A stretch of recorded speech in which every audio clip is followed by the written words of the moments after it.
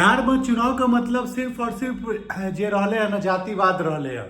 अखन देखियो प्रशांत किशोर जहिया जनस्वराज पार्टी अनलथि है ओहिया से चारू तरफ जे छे मतलब रैली जनसभा बहुत सारा चीज करलखिन है।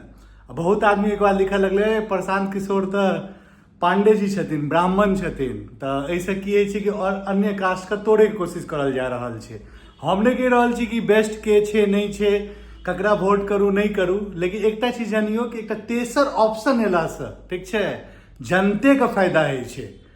आए तो तेसर ऑप्शन एले, चारिम ऑप्शन हेते तो आदमी के पास अपॉर्चुनिटी रहते।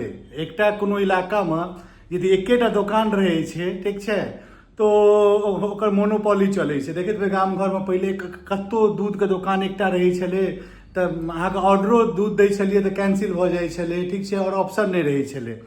तहन फिर दोसर एले, दोसर में कनी राहत भेल, लेकिन वह चीज अहाँ के जब 4, 5 टा 6 टा रहे छे ना तो जनतेटा सेफ रहे छे। तो अखन जनस्वराज पार्टी पर बहुत आदमी जातिवाद का कि 35 साल से बिहार में क्यों ब्राह्मण मुख्यमंत्री नहीं बनले, ई नहीं बनले, ई नहीं बनले जोड़ल जा रहा है। लेकिन एक चीज मानव पड़त, पहले राजनीति इलेक्शन टाइम में 1-1.5 महीना बहुत हो हल्ला होइत रही छले, लेकिन आइ देख लियो कि बीजेपीओ कंटिन्यू रैली कर रहा है, गाम गाम घूम रहा है, कांग्रेस आरजेडी कंटिन्यू कर रहा है, प्रशांत किशोर कहिए रहल छथिन। तो आप एकेटा बात समझ जाइयो कि ऑप्शन ककरो लेल खराब नहीं है छे, चाहे कियो रहे चाहे कोनो फील्ड में रहे, अहाँ सबके पास आब ऑप्शन ये।